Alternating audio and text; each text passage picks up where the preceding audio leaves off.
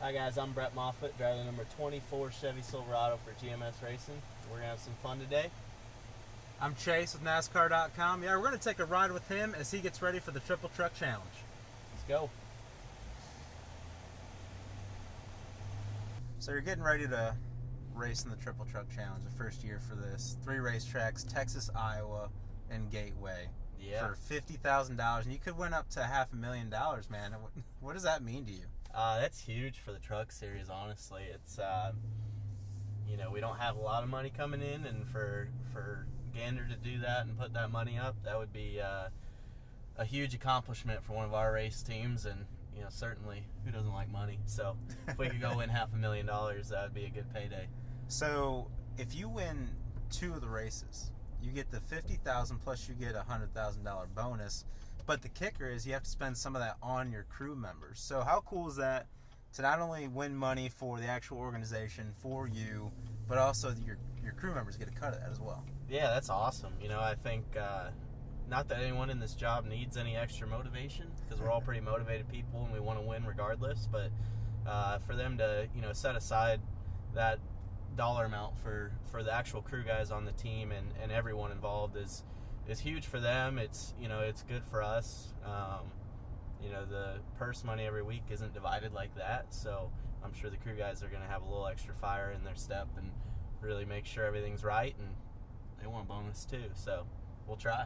So aside from winning the $50,000 for your team and all that and your crew members, if you could just take that $50,000 that you're going to win, you're confident you're going to win that, right? Oh yeah. All right. Yeah, that's going to the bank.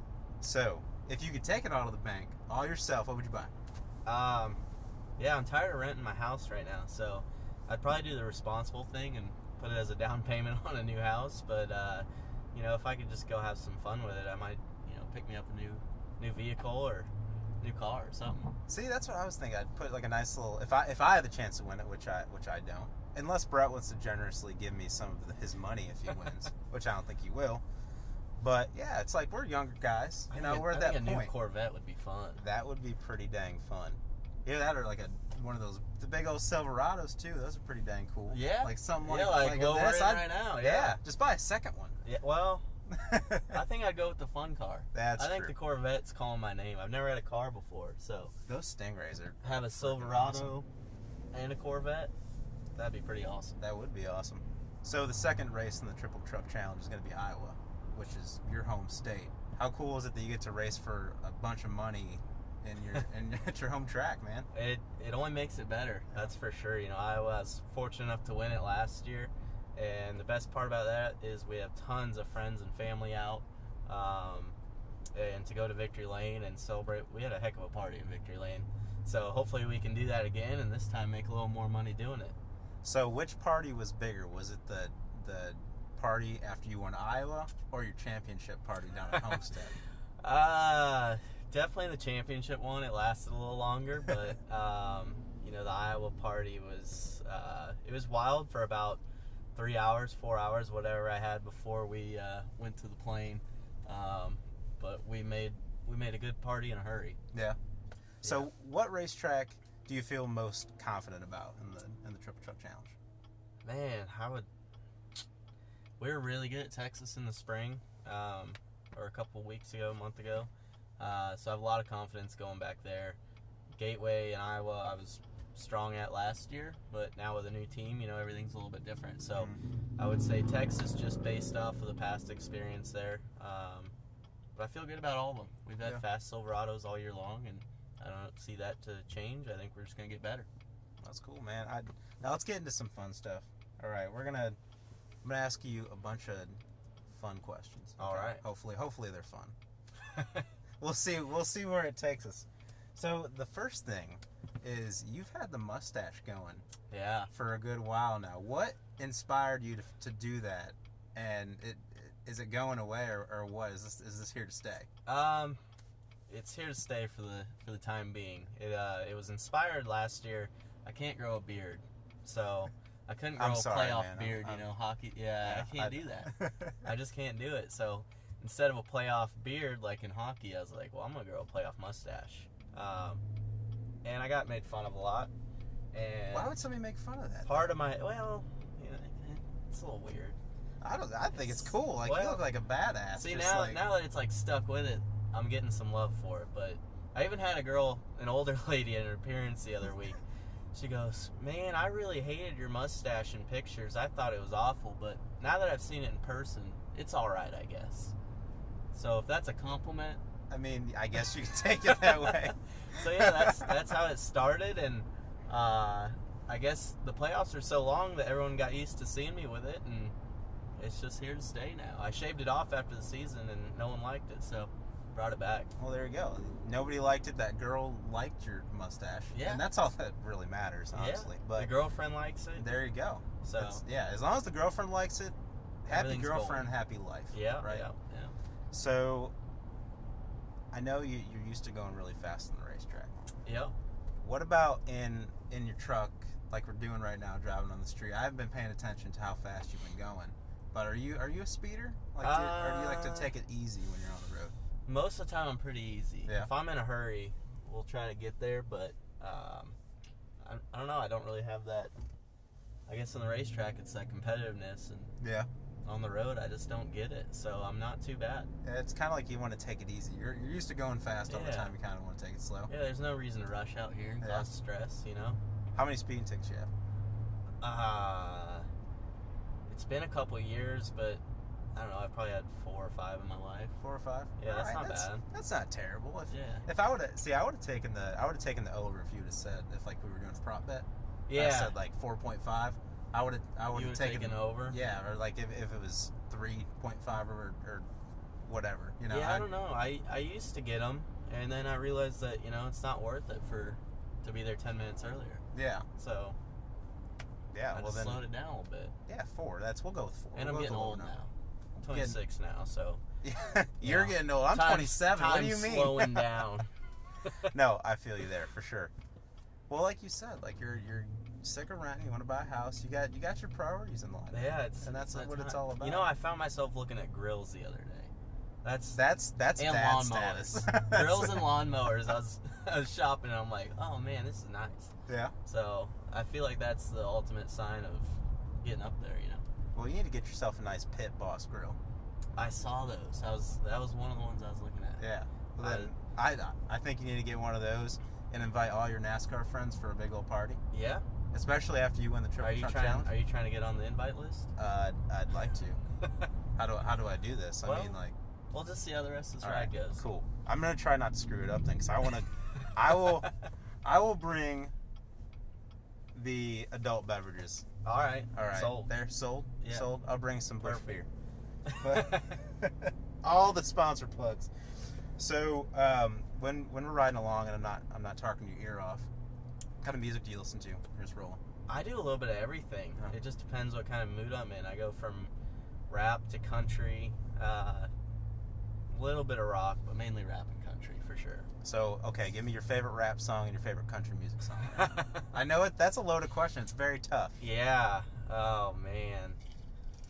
I would say I have the most fun listening to the Old Town Road song. That's a good one. Yeah, it's just a fun song. So me and my friends have a good time listening to that. But country,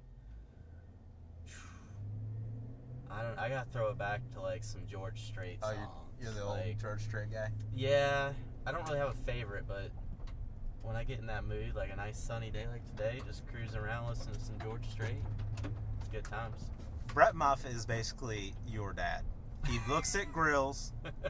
He's wanting to buy a house real soon, and he likes the old George Strait. Man, you're an old soul. From Iowa, man. I like that. I'm a Midwest guy. I'm from Ohio, so I can really appreciate that. Yeah. So I like that. So what about when you're out with your buddies and you happen to stumble upon a karaoke bar? Nobody really goes to a karaoke bar. They happen to stumble upon it, I feel like. What's your go-to I beg song? to differ on that Oh, one. so you're going to karaoke. I've spent quite a bit of time at a place on the lake that has a karaoke machine in it. Oh, okay. I like it. But yeah, so I've gone there on purpose a few times. What's your song? Just all what kind of pops in your head that night. It's been a while, so this is kind of like dating the last time I sang karaoke, but when Wagon Wheel came out, That was a great one to sing along to. That's a good one. I like that one. Because everyone likes that song, especially at 1 in the morning. Yeah. I don't think. See, I usually try to reach for like some type of country song. Because I'm not a good singer, but I feel like with country you can kind of like fake it till you. Yeah, and then when everyone sings along, it kind of drowns out what you got going on. Exactly. There was one time though when I was doing karaoke. It was at Saeed's.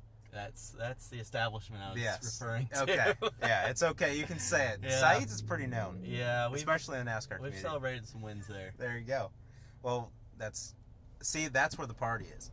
We're gonna take the grill, go to Saeed's after you win the Triple Truck Challenge, and we're just gonna have one big karaoke party. After that works for me. I made the idea for the party, so that means I get the automatic invite. I think I just sold that. All right, that's a deal. I'm in for that. But when I went there one time to I was later at night, this girl I was in my groove, man, and I was singing it, getting all into it. Crowd was going wild, at least I thought. In your mind, they were. In my mind, they were going wild, and this girl comes up and just butchers the whole thing. And then people started taking bathroom breaks, getting another drink at the bar. Ruined your set. Yeah, I could have made it to Nashville, and now I'm not. Now I'm here with you. No, I'm just kidding. But yeah, so that's a good song. That's a good karaoke song. Yeah. So, what is the biggest thing that you've ever towed in your Chevy Silverado? Man, I don't really tow much. No? But not a big tower? I like to throw my dirt bike in the back and go ride. Oh, you got a dirt bike? Yeah. That's cool. Yeah. How often do you get to ride that? Well, it's kind of one of those unemployment things. When I don't necessarily have a ride, I go ride. Okay. And when I do, it's not really worth hurting myself, and I don't have a lot of self-control. Oh, gotcha. So, right. Yeah, early off season and when I'm unfortunately unemployed is the best time to ride for me. Gotcha. That's cool. That's where drivers get to do a lot of fun stuff that they don't normally do, I feel like. Yeah, it definitely gives us enough time where, if you go skiing and break a leg or whatever, the boss isn't going to be as mad at you. It gives you time before Daytona to get healed. So to get ready. It's a risk versus reward program for sure. That's pretty cool, man. I've never ridden a dirt bike, and I think it's probably good if I just don't do it. There's a reason why I interview you guys and not actually race anything that has a motor see, in that's it. why when I started racing, I actually wanted to race dirt bikes. So at oh, really? Okay. 4 or 5 years old, I was on a little 50 and did that until I was about 12, and then my dad said that we need a safer career, or a longer career, hopefully. Yeah, I feel like that you can definitely have a long career in NASCAR than you can Supercross. Oh, certainly. Yeah. Although Chad Reed's proving us wrong right now. He's, I think, 30, He's still 34 getting it, now. Yeah, so it's I think we went down the right path though. So what was the switch when what sold you as a little kid going from dirt bikes to working your way up toward NASCAR? My dad. Yeah. Basically, you're doing this? Yeah. Well, we started as a hobby together, yeah. Racing go-karts, because my mom told my dad that we needed to find a hobby that we could do together and spend time together. And one of his framers and his son raced go-karts. And so they said, well, we got an extra cart. We'll set you up one. It's a great way to spend the weekends together and work together. And the first time I did it, I sucked because I'd never watched oval racing at all. So I had no idea of what I was getting into. And so I did it and then took about a year off, and then for some reason wanted to try it again. I'd started watching NASCAR, became a fan. I'd sit on the couch and watch the races with my dad on Sundays, and then away I went, and it made more sense to me, and thankfully it's been a successful journey. Well, see, look at that. You can go from racing ovals and not doing the best, like Brett said, and then going to be a Gander Trucks champion. Yeah. So anything's possible, kids. Keep those dreams alive if you're looking to get into a racing career for sure. So we'll go back to some on-track action. Who is the toughest driver to pass on track? That's unless you can say yourself too, but I would say as of recent, Grant Infinger. Really, he makes that truck pretty wide. He likes to take the air off of people. That's for sure. Really squeeze it down. So yeah, we'll go with him. So what's the unwritten driver code when it comes to moves like that? It's a smart move. You're just playing with the air and all that. But where's the line as far as a driver code? I think it just depends on who you're racing. Yeah. You know, you have different levels of respect for, I guess, every different driver out there, or at least the drivers that you're used to racing. Obviously, if someone's new in the series, you're going to give them a little more room. But yeah, you know that you can wreck the guy on the inside if you get too close to him through the corner on the outside. So it's just kind of race them how they race you, I would say. So if there's like a veteran driver that like you would go to for advice, or that you go to for advice, who is it? I've kind of bounced around on that. You know, I've been fortunate enough to run in the truck series, a little bit of Xfinity, and then in Cup for a year. And when I was in Cup for a year, I was teammates with Clint Boyer. And also, I've always looked up to Jimmy Johnson, and he's been, you know, helpful throughout my career. He's always been nice enough that if you have a question, he's always there to answer it, and he's not going to steer you wrong. So, you know, I'd say him. And early in my truck career, coming from K&N I did a couple truck races. I knew Matt Crafton, so I was able to ask him some questions. And me and Matt are still kind of buddies, so it's good to just have another veteran truck driver out there that you can bounce ideas off of rules changes, of how the race format is. You know, it's just good to have someone to talk to every now and then. Speaking of Clinton, that party when you win the Triple Truck Challenge, you should invite him there. That would be a good time, right? Yeah. Have you ever hung out with him?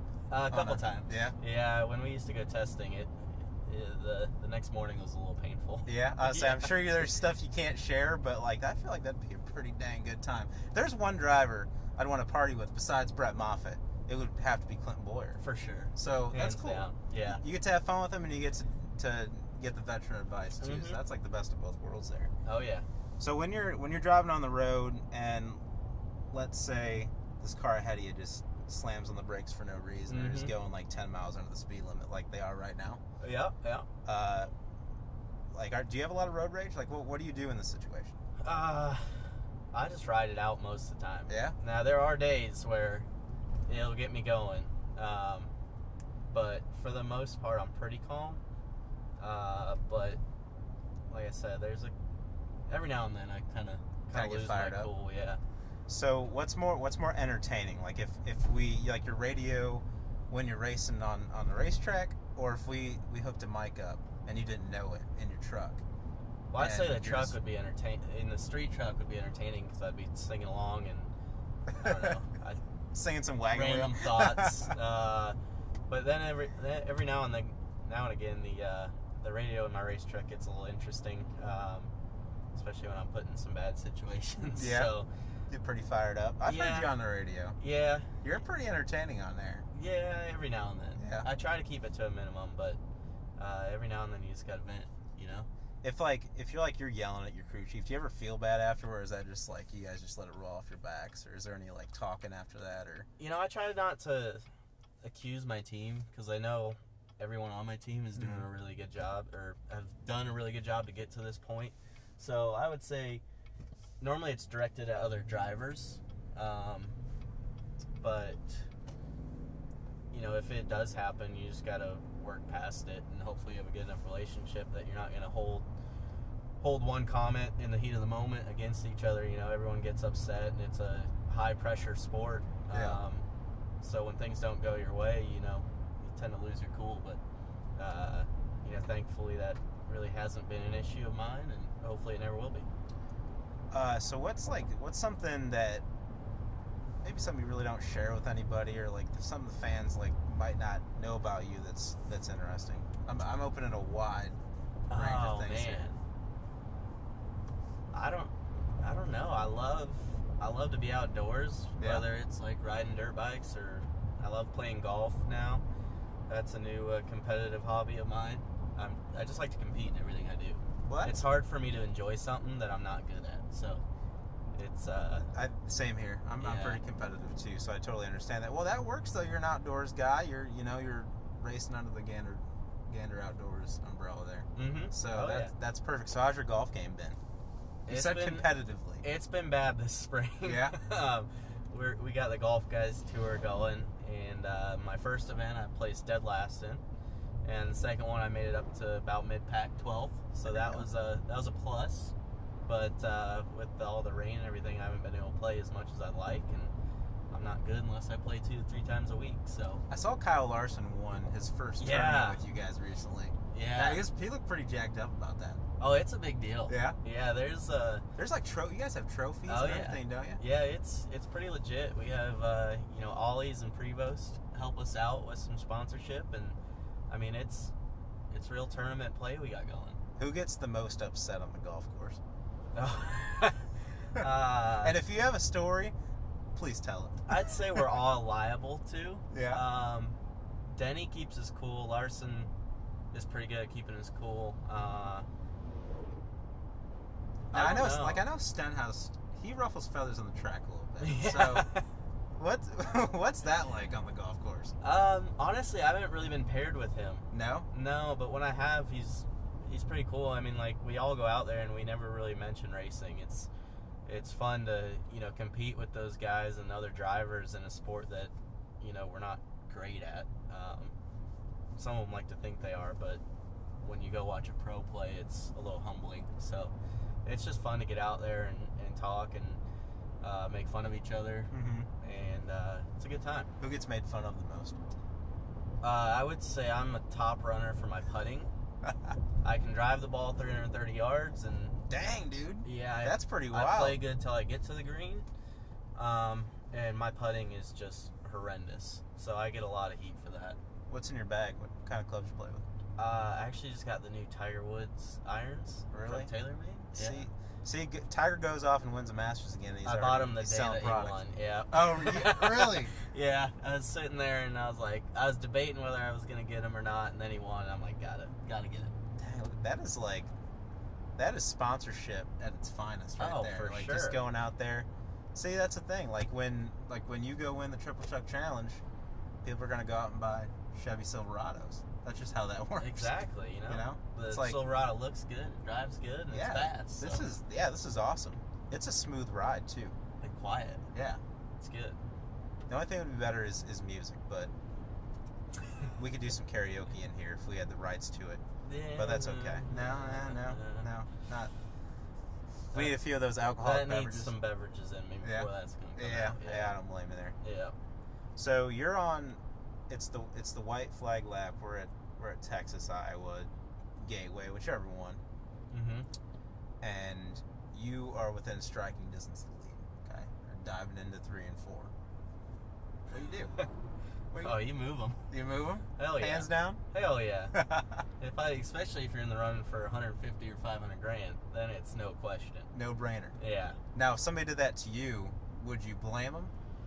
Oh, I'd be hot. Yeah. Yeah. Of course. You're always gonna blame them, but you got to make that decision of what you're willing to live with and go with it. And so for $500,000, I'd do a lot of shit. Hell. So would I. Heck yeah. I'd probably do more stuff than you would, honestly. I don't know. It's a lot of money. I'd still wreck this car that's going under the speed limit.